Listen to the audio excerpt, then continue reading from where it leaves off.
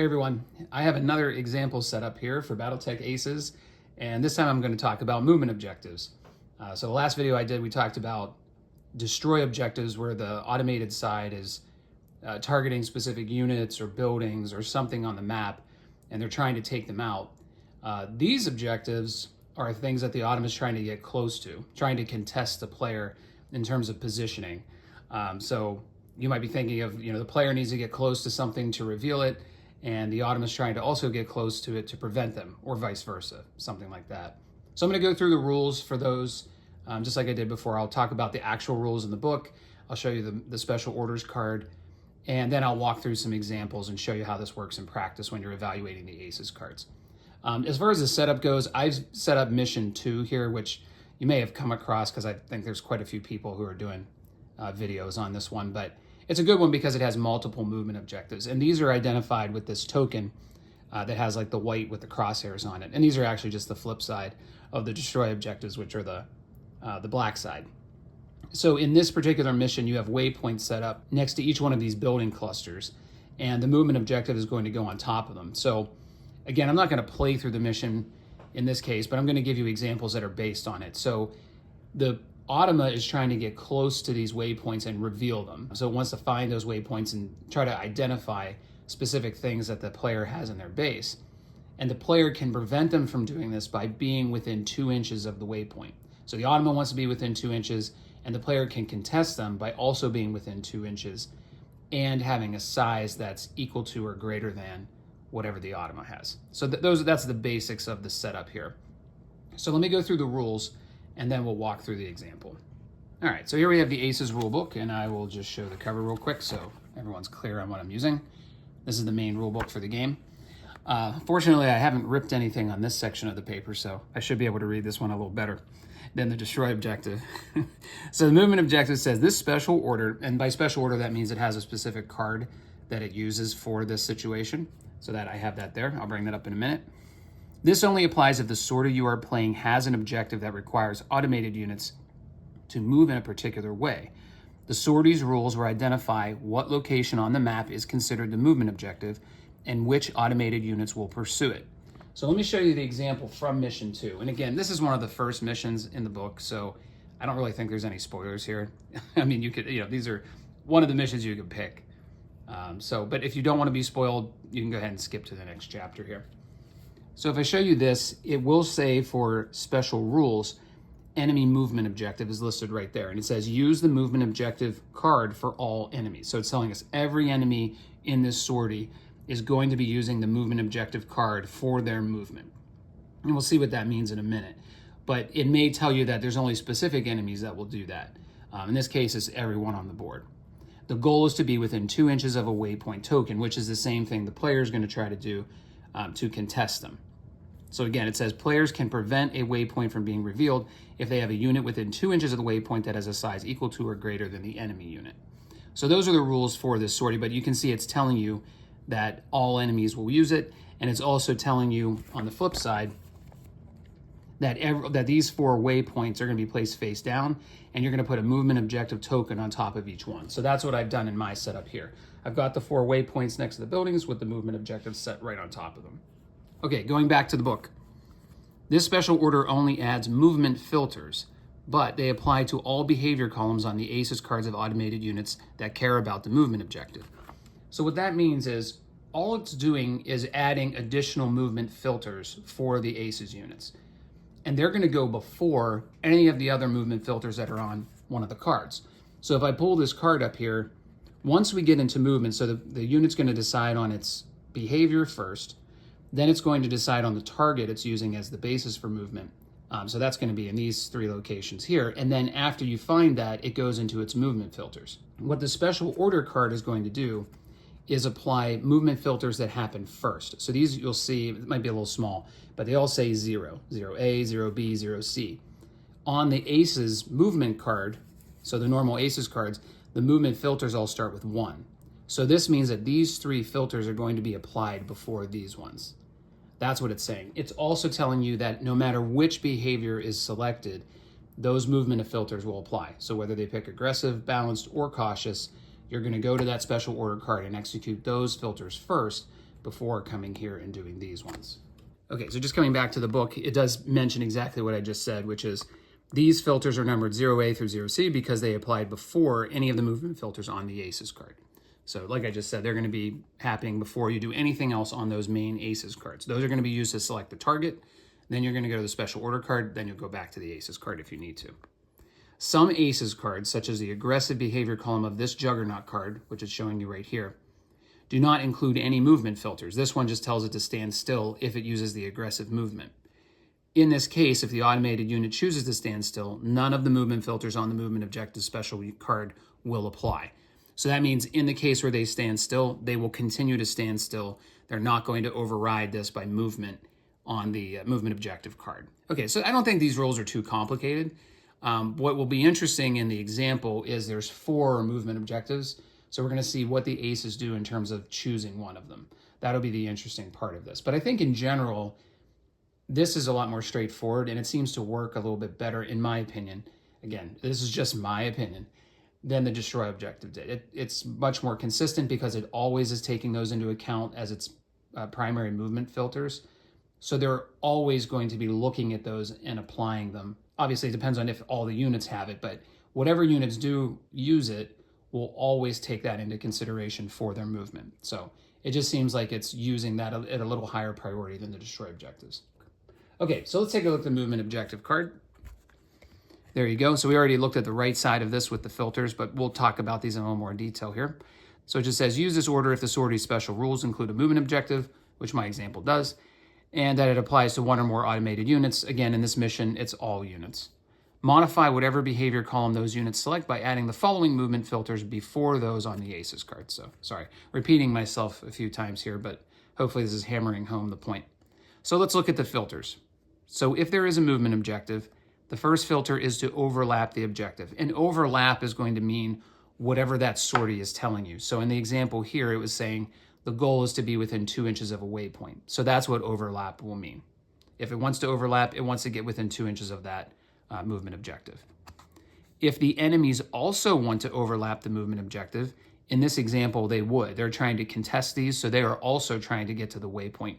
So if that's the case, it's going to try to get line of sight with targeting range to that movement objective. So in other words, it's going to try to have the player units in targeting range so it can take them out. You know, if they're trying to contest an objective or get to that objective, the Automa is going to try to have targeting range so it can take them out and remove their proximity.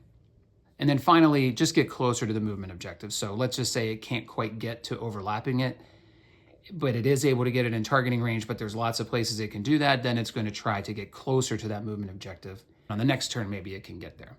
Now, what is not on here is any way to break a tie. So in this example, again, we have 4 movement objectives, 1, 2, 3, and 4.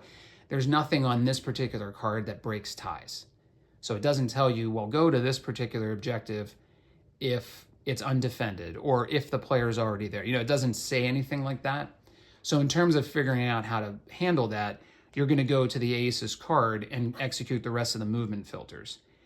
If you could still get to multiple objectives, then I guess you're going to get creative in how you do that. So we'll talk a little bit more about that if it comes up in the example. So that's the basics of the movement objective. You know, kind of logically, the Automa is going to try to get to those, overlap them if possible within whatever range the sortie tells you, and deal with a player if they're also trying to do it. So those are the basics. Let's get into the examples and see it in action. All right, for the examples, I'm going to zoom way out just so you can see what's going on here in terms of where the enemy units are starting and where they're going to try to end up. So what I've done is, in this mission, you actually roll a 1d6 and you figure out which place on the map the enemy is going to come in. I just decide I'm going to go 1, 12 o'clock, 2 o'clock, 4 o'clock, and 6 o'clock. Just for simplicity's sake, I'm going to do that, just to give it some variety in how it's going to target these. I'm also going to do it this way. Whoops, just killed a tree. I'm going to do it this way because I want to see what will happen with these two a little bit farther away from these fulcrums on the right to see what it decides to do about those, if it tries to go for those or if it just sticks with the ones really close. So we'll see what happens there. Again, in the actual game, it's totally random, but it'll just be interesting to see what the Automa does here. So I'm going to treat it as I lost initiative. I'm probably going to play through 2 rounds because the Automa is probably going to be contested at every waypoint the first time, because the player, they're going to be far away, so they're most likely going to go after one of the ones that's close to them, and the player can just react to that pretty easily. But on the second round, they might not be able to do that. So I'm probably going to play through 2 rounds just to show you how that will work. Once they all get closer and they can choose between any of the waypoints, or at least multiple of them. Okay, so I'm going to go ahead and just move one of my player units. Just keep it real simple. I'm just going to take this Vindicator, and I'm just going to jump it over here. I'm not going to mark anything with dice. Again, this is really just to show you movement, not so much the actual gameplay. But let's just say I'm just going to jump my Vindicator over here to defend and contest this particular waypoint. So I will go ahead and pull the first Aces card, and then we'll come back and take a look at what they're going to do. All right, so actually one of the Fulcrums is going to go first. And just to show you the card for the Fulcrum, these are the hover tanks. And I'm going to use this one over here at 2 o'clock. It's going to go first. It has 20 inches of movement, so it can really move across this map. Okay, so what we're going to do first is we're going to figure out what behavior this unit is going to use. So here's the Striker hover card for this automated unit. And so we're going to go through, is it aggressive, is it balanced, is it cautious? So for aggressive, it says if the ideal red is moved and the unit can move behind it. So that's going to apply, because if I look at the red card here, it's looking at lowest TMM, and the Vindicator in this case is the only one that has a TMM of 1. So it is the ideal red target, and it can move behind it. Technically, it can go this way.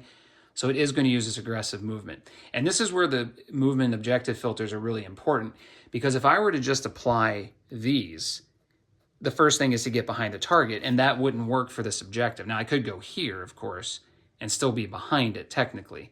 But if I were going for this objective, it would move behind this unit, and that it wouldn't be able to get within 2 inches of that. So we're going to choose a target next. So we're looking for a target within 14 inches, which I think the Vindicator is. It wants a moved unit that it can target after it's done moving on the red list if we need it, which we don't. So it's going to choose the Vindicator. So we're going to go to the special order cards first.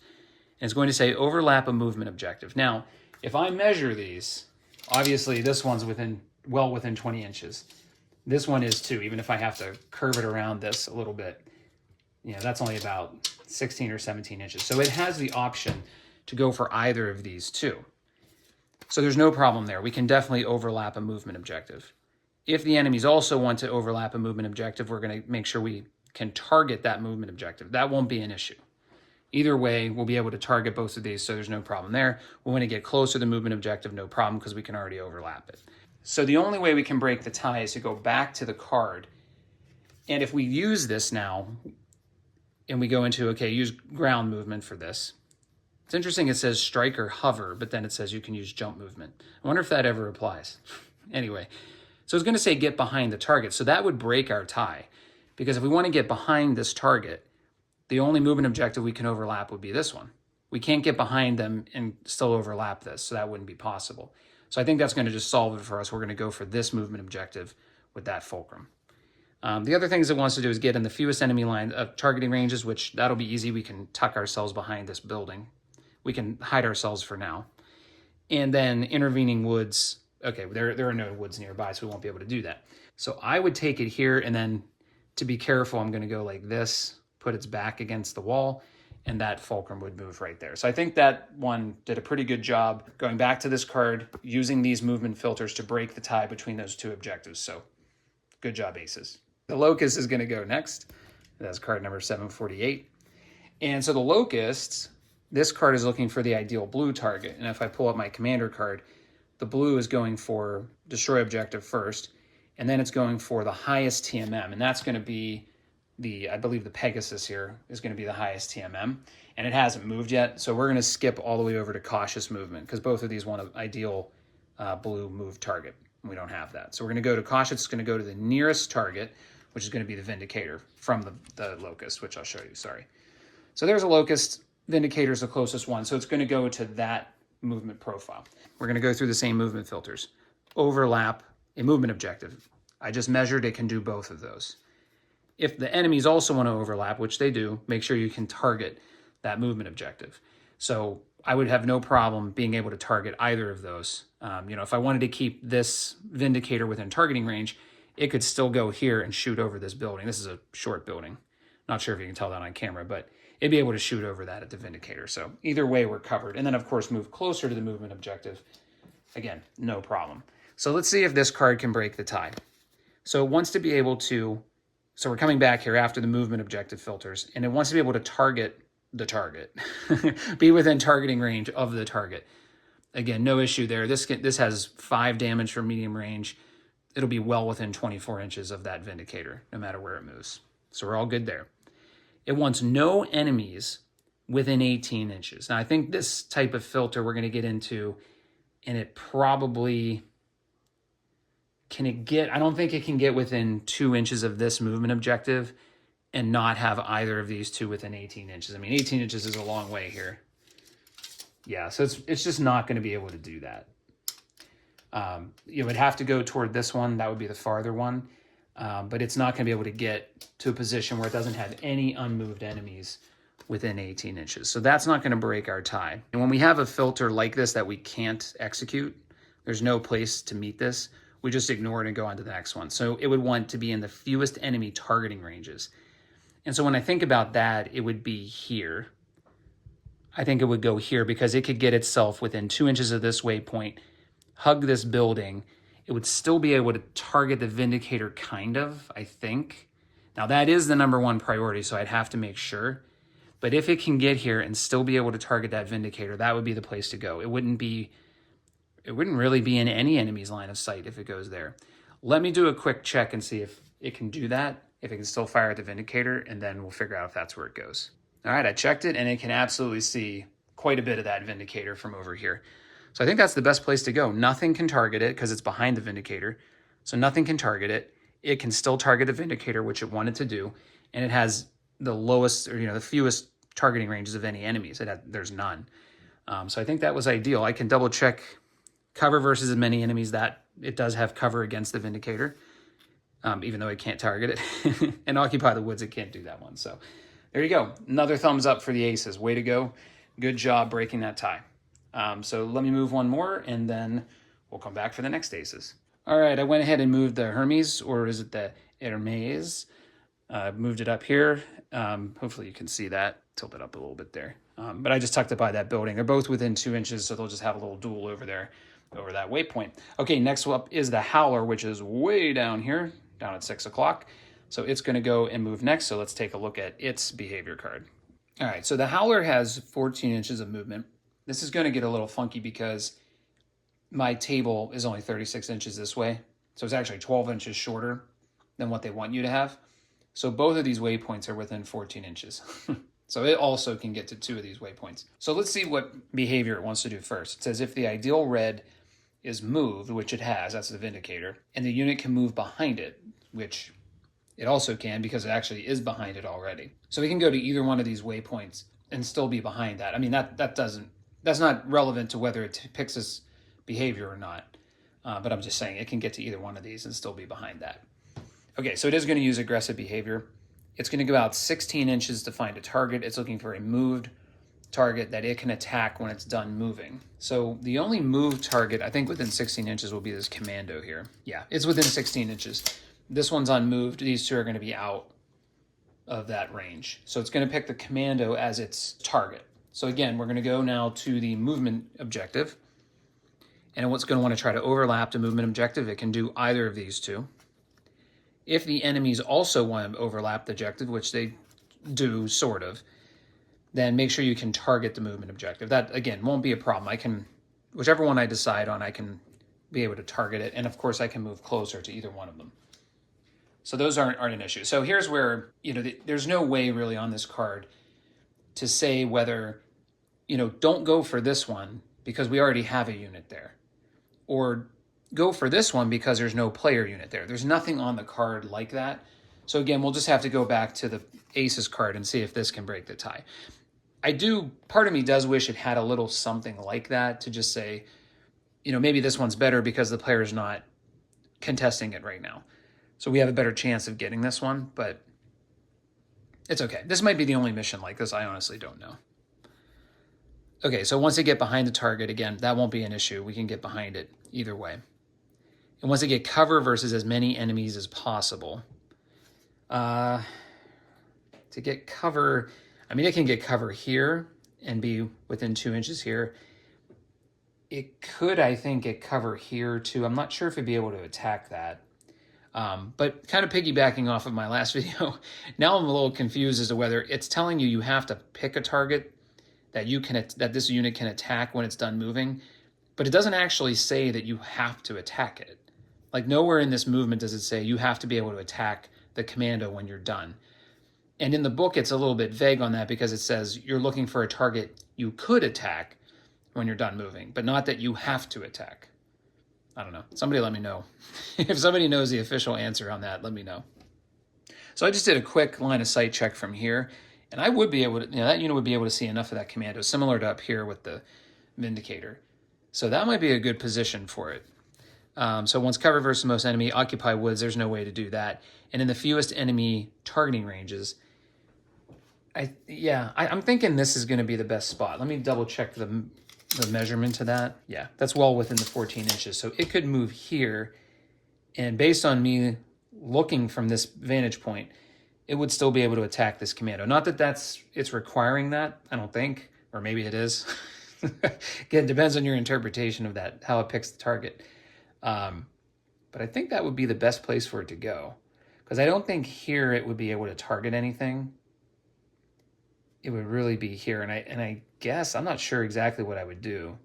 I'd probably try to do something like that, so the commando is within its firing arc, but this would not be right now. But if anything came around, it could get here, like something could get right here and get out of its firing arc. But I think that's probably the best I can do right there. Prevents things from getting behind it, but I'm only going to have that unit within targeting range for now. So I think that's what I'm going to go with. So I guess I would say, again, it did a pretty good job of breaking this tie. I think this is the other position it could have tried to take, but I think this is an overall better place to go. And again, if I were applying the golden rule, I'd say this is a smarter move, because now we're contesting, we're forcing the player to spread out and contest these waypoints individually. So I think that's probably what I would do. I'd go contest this one if I were operating this force. I guess there is some merit to pile on in this one waypoint and try to take the unit out. You could, if everybody moved here, they could all take this commando out and then contest the waypoint, or I should say reveal the waypoint. But I think there's also merit to spreading out. But anyway, I think this one satisfies those movement conditions better. But let me know what you think. All right, so I went ahead and moved the Pegasus here. I mean, I kind of knew that could happen when I moved this here, but there's only so much you can do when you're moving these. I mean, it's kind of tough when there's close quarters. Something's going to be able to get behind something. So the next fulcrum is up, so that's going to be down here. And so again, it has 20 inches of movement, and we're going to pick what behavior it wants to do. So if the ideal red has moved and the unit can get behind it, that's definitely true. It's just like the other one. The Vindicator has moved, and it's already behind it, and it can stay behind it when it's done moving. So we're going to use aggressive behavior. It's going to go out 14 inches and look for a move target. No, it's actually outside of 14 inches, just outside, barely. So it's going to go to the next range bracket, which would be 20 inches. I think the Vindicator is going to be within 20. I'm going to say it's just outside of 20, and the Pegasus is way outside of 20. Okay, so it's going to pick the commando. So it's going to look to overlap a movement objective. I'm going to measure these. It can definitely get to that one. I don't think, no, it cannot get to that one. That's 24 inches. It would have to be 22. It could get to this one up here. So that's going to be, that's about 21 and a half inches. So it could technically get to that with its crazy movement. It could get up there and contest that. And that's the only one it hasn't contested yet. So we have these two options. So let's see if the card can break the tie. So, okay, so here it is. It's just like the other one. It wants to stay behind the target, so that would mean it's going to have to go here. Intervening woods can't do that. In the fewest enemy lines of sight, so it could go somewhere like that. It can't get partial cover, so there's not really any reason for it to hide behind anything. But if it went here, it would have line of sight just to the commando, and only the commando would be able to target it.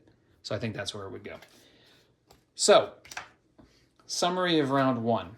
I think the aces did an excellent job, 2 thumbs up, at breaking all the ties for these movement objectives. So I know I complained a lot about the destroy objectives. I don't think it does such a great job with those for the most part. I know some people disagreed with me, and that's fine. Everyone has their opinion. but I don't think it does a great job of identifying those aggressively enough. It's frequently, missing them or doing something else, prioritizing something else. The movement objectives, it pursues those all the time. It puts those as the top priority for movement, regardless of behavior. So it's always looking at those right off the bat, which I really like. So it did an excellent job here of breaking these ties. Now, again, you might be tempted to say, well, you should go for this one because why not contest them all? But there's a lot of merit to say, load up on one waypoint, because if you can destroy this unit, you'll get the waypoint no matter what. So either way, the way it broke the ties on the cards was really good. So I'm going to just simulate what happened here, and then we'll move into the next round of movement. All right, so we're going to simulate that these two fulcrums hit all of their damage, so they got 4 total damage and took the commando out, and so they revealed this waypoint at the end of the round. Everything else survived, and these were all contested. So this was contested, and there was nothing to contest on that one. So the other 3 movement objectives remain in place. Now, we're going to say that the player wins initiative this round, so the Automa has to go first. And the Automa is going to have to move 2 units now, because we have uneven number of units, and it's going to have to move 2 on its first turn, because we're doing front-loaded when we play BattleTech Aces, so you move the most number of units first. So it's going to go 2 times at the beginning here. All right, so we're going to have one of the fulcrums going first, and then the Howler. Those are going to be the 2. So now the problem is I forgot which fulcrum is which, but actually, no, it's this one. Okay, so that fulcrum's going to go. Okay, so let's see. So we're going to have 2 if the ideal blue move, but nothing has moved on the player side yet. So we're going to go ahead straight up into cautious movement. All right, so it wants the nearest target under cautious movement, and I'm pretty sure that's going to be the Vindicator. I'll just double check it real quick, but that's about 12 inches. That's about 18 inches, and that's about 16. So it's going to use the Vindicator as its basis for movement. We're going to go over to the movement objective. And now things will get a little more interesting here, because there isn't one right here. So it's probably going to have these 2 in range. I don't think it can get to that one necessarily. But again, it's going to want to overlap one of the movement objectives. So I'm going to measure real quick. Nah, it's about 23 inches, so I don't think it can do that. It's not going to be able to quite get there. I don't know if I did it this way. No, that's going to be way too far. Okay, so it's going to have these 2, this one and this one, within its range. It's going to go for one of those 2. Now it says if the other enemies want to overlap it, again, of course they do in this one, and we want to be able to target that movement objective if we can, so that won't be an issue though. If we contest these movement objectives, we can definitely target them, and we would be moving closer to them. We can do all 3 of these, but overlapping is the top priority. So we're going to try to get within 2 inches of one of these 2. Okay, so to break the tie again, we'll go back to the card. So it wants to be out of line of sight of all enemies. So I think, at least right now, we could probably do that right here and stay within 2 inches. Probably. 24 inches from the target, that would keep it farther away. It can't contest this and be 24 inches away from that, I don't think. Because if it's contesting this one, that's only about 16 inches away, so it won't be able to do that. So we would ignore that. We'd say intervening woods versus other enemies. It can't do that. So basically what we're going to try to do is get it so it doesn't have, so there's no line of sight to any enemy. And I think the place we can do that is going to be right here. So if I move this here and I do something like that, because it has a turret, I would do that. And that's going to be, just within 2 inches. So there you go. That's a perfect one. So once again, did an excellent job of breaking this tie. And I feel like it would be able to do that in almost any situation based on the movement instructions. I feel like if there are multiple movement objectives, you'd probably be able to break the tie somehow. And it does a smart job because it still makes you pick a target and use that as your basis of movement. So that way, getting behind it or getting within this range or that range of it is always going to have one movement objective that's going to be better than the other. So I'm impressed so far. Now, I've played through this mission before. I didn't really pay too much attention to how well it picked the movement objectives, but this time I'm really paying attention, and I think it's doing an excellent job. Okay, so that's that one. And then the Howler also has to go. So let's see. So again, nothing has moved, so it's going to go to cautious movement. Now it has the nearest target, which is going to be the Pegasus. And so it wants to be able to see the target when it's done moving. And it wants to be about 18 inches from the target. I think it's going to have to contest this one again. based on that, because it's not going to, I don't think it can even get to any of the other ones. And again, sorry, you're supposed to go here first. I want to try to overlap a movement objective, and I think that'll kind of end it here because I don't think this could maybe get enough movement. Yeah, I guess it technically could get up there. It could get up there. 14 inches, it probably could get up there too. If it got right there, that'd be about 2 inches. So I think it actually has access to all three of these. And now that I've bumped a whole bunch of buildings out of the way. But again, you know, so these three are satisfied easily. It can overlap any of the movement objectives. It'll be able to target the movement objectives because it can overlap them, and then it'll get closer. So we're all good on those. So it wants to be able to see the Pegasus though. And again, that's going to break the tie because it can do that if it moved. So it has to move a minimum of 1 inch unless it tells you to stand still. So if it did something like that, it's going to be able to see that target when it's done moving. Yeah, but it wants to be in the fewest enemy targeting ranges. That would only put it in 1 for now. So I feel like that's going to be its best bet because it has to, it has to see this target. That's really the tiebreaker. I guess, I don't know, maybe I do need to follow the instructions here because first is to have line of sight to the target, but next says try to get 18 inches away. And this would give me a better opportunity to do that. So if I put it back here and I measure very carefully, but I'm going to have to like get around this thing. So I'm going to have to go this way and this way, but I think I can still get there. Yeah, but I can get it like right here and I could see that and I would be 2 inches from there. So maybe that's actually the better choice because it can, and I probably would do something like this, although I'm pretty much guaranteeing something will get in its back if I wanted to. But that does get it closer to 18 inches, which is this second filter here. But that, and you got to do that one first. So I'm trying to get about 18 inches away. That gets me closer to that. Yeah, I guess I'll follow that. Again, let me know what you think. This is one of those things where I say, I don't think this is a smart move, but the aces want to do what they want to do. And just because I don't think it's a smart move doesn't mean that I override the card. So I should just follow what the card says. And once I get 18 inches away, this is closer, but it still maintains line of sight to it. So, all right, I'll move one of mine and then we'll go from there. All right, so I decided just to move the Pegasus there because I can't move away. I don't want to move away from this. I want to contest this. And I think this is the best option. It keeps me, this thing can't attack it, but I'm contesting the waypoint so it can't reveal it. So that felt like that was a pretty good move. Okay, so who's next? So that'll be Locust. Locust goes next. All right. So now we have if the ideal blue has moved and the unit can move behind it. So the ideal blue, going back to this list, and I didn't check if anything would change here, even though something probably would have. Yeah, you know what? I'll do it. So if you lost less point value, so we would pull up card B. Give me 1 second here. Okay, there we go. So it's going to be highest TMM. So same thing. It's going to be the Pegasus. It's going to be the highest TMM. The answer to this is yes. It's going to use aggressive movement. So it can obviously get behind it. It already is behind it, and that's the one that it wants. So it's going to go to within 14 inches. It's going to find a move target in the blue, so that this is the only target that's moved, and it's definitely within 14 inches. So it's going to use that. So again, we go back to our list of movement objective tasks, which is overlap one of the movement objectives. It can definitely get to this one or that one. It may be able to use its movement. It has 16 inches of movement. And yes, it could definitely get to that one too. So it has all three at its disposal. So this is where it gets a little more interesting. Now that they're all close to this middle, they can pretty much get to anything. So the other two apply again. We'll be able to target the objective. We'll be able to move closer to it, no problem. So one is get behind the target. So that eliminates this waypoint. I mean, I guess not entirely. I might be able to go here, but it would definitely be easier to go to this one or that one because we'll definitely be behind it if we do that. So let's just say it's going to eliminate this one. These two are open. It wants cover versus as many enemies as possible. And then in the fewest enemy targeting ranges. If it did move here, because it could do that. Let me see if it's going to overlap that waypoint if it goes there. Yeah, definitely, right? Yeah, that's within 2 inches.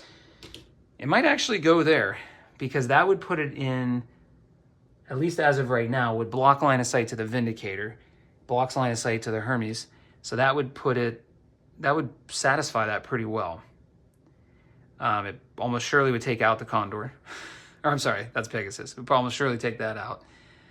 Maybe it would go there. I'm trying to think of where you know, it's still behind it. More than half of its base is behind that back line, so it's behind it.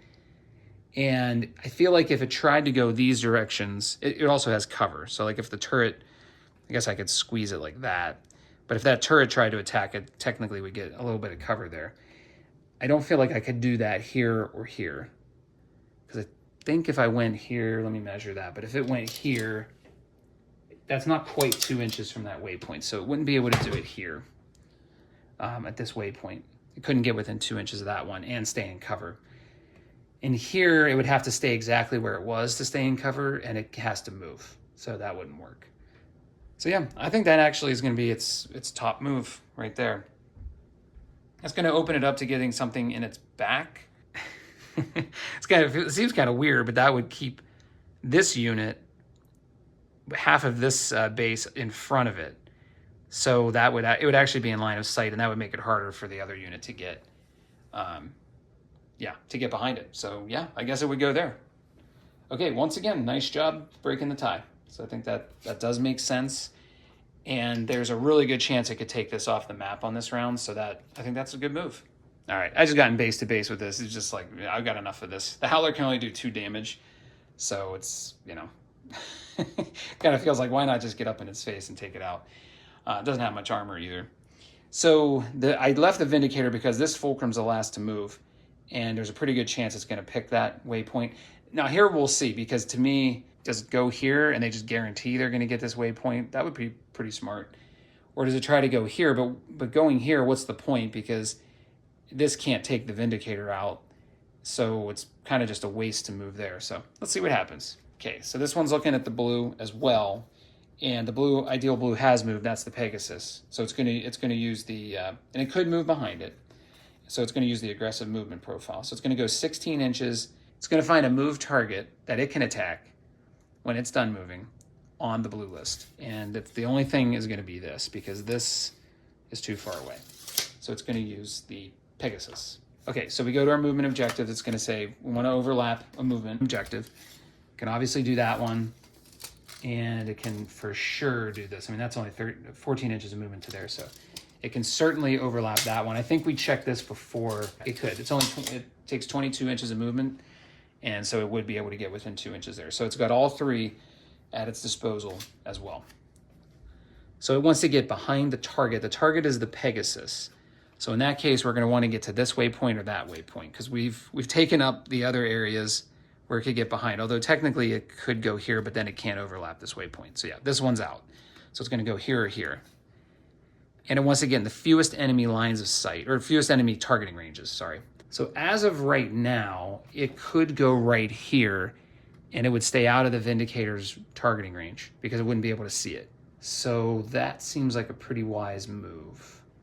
I don't think, it can't contest this. I mean, I guess it could go, no, I can't get close enough here. I already measured that, so it can't go here. Yeah, so I think that's it. I think that's where it would go, and I already measured that. It was 22 inches to get there. So actually, yeah, let me measure exactly where this can go for 20 inches. So it can get to about right there. Now I'm gonna have to check. That looks like it's within 2 inches. Yes, okay. But it can't, oh, you know what? It can't tuck itself behind that building. It can't actually get behind that building, so it's still gonna be in targeting range of the Vindicator, but I don't think it can move anywhere else. I mean, I could, I guess, get it here. So if it went like right there, where it's behind the Vindicator technically, well, it doesn't matter. It doesn't have to be behind the Vindicator, but yeah, I guess that's within 2 inches. So it could go there because as of right now, it would be in no enemy's targeting range. Yeah, I guess it would go there. I think either option's okay. This one would open it up. I mean, both of them open it up to having one of the units in the back. But actually, now that I think about it, if I do this one, I can go like that. And then the Vindicator's going to have to do and that keeps the Vindicator there. So it can't go out and try to pursue the other units. I'd say it's pretty close. Again, let me know what you think, but I think it would go there. Okay, so that's it. So that's 2 rounds of movement. I would probably, if I had the Vindicator, I might be inclined to just turn it around and attack this thing. It wouldn't have enough to blow this off. Or I would go like this and try to put it in a position where it can target everything. So it can target this thing and then, not the Locust, but it would be able to get the other 3. I don't know. I do something like that. But there you go. So those are the movement objectives. I hope those examples helped. Again, I think the last couple there were a little bit iffy. You could have gone some different ways with that. But I think overall, I think the instructions are pretty simple. I mean, these are very easy to follow. You're going to try to overlap an objective given the range provided to you in the mission. Simple enough. If you can't do it, you're at least going to want to try to target that objective. So if there's other player units there, you can try to take them out as the aces, and then at least just try to get closer to the objective. I think those are 3 really easy instructions to follow. I really like that they're always prioritized regardless of which behavior you pick. So they're always going to be top of mind to the units that are following them. I really like that. I think it did an excellent job of breaking the ties that we had. I wasn't sure how it would do this. Like I said, I played through this before, but I didn't really pay attention to how it was breaking the ties. But I did this time, and I think it did a really nice job of doing that. So yeah, I have nothing but good things to say about this part of the rules. I think it does a real nice job with this, much better than the destroy objective, in my opinion. I did find this mission really fun for a couple of reasons. Number one, it did a good job of contesting these. It was really frantic. And when you have this thing that can do 5 damage, and this is a low point value mission, I think you only get 180. So this thing is a terror. It can do 5 damage from short and medium range. So you wanted to stay the heck away from that thing, but you still had to contest it. So that made this mission really tight. But the other really great part about this mission was it only had 4 aces units. So it was really easy to run the mission, and it didn't take a lot of time, which I really like. Some of the missions after you get through the first couple, it's like there's 8 units, 9 units, 10 units, emplacements, and it's just, oh my God, it takes so much time. I mean, they're fun and they're huge and epic, but it's just, wow, it's a big time suck for that. But this was a real cool one. It's small unit count. And so, yeah, it played pretty quickly. So I liked all of that. So I like I said, nothing but good things to say about this one. But again, we're just talking about the rules. I'm just trying to show you what the rules are with some examples. So hopefully I did that, and I hope it helps if you were unclear on these or if you just haven't tried a movement objective yet. If you've got any questions or any other thoughts, let me know in the comments. Thanks for watching.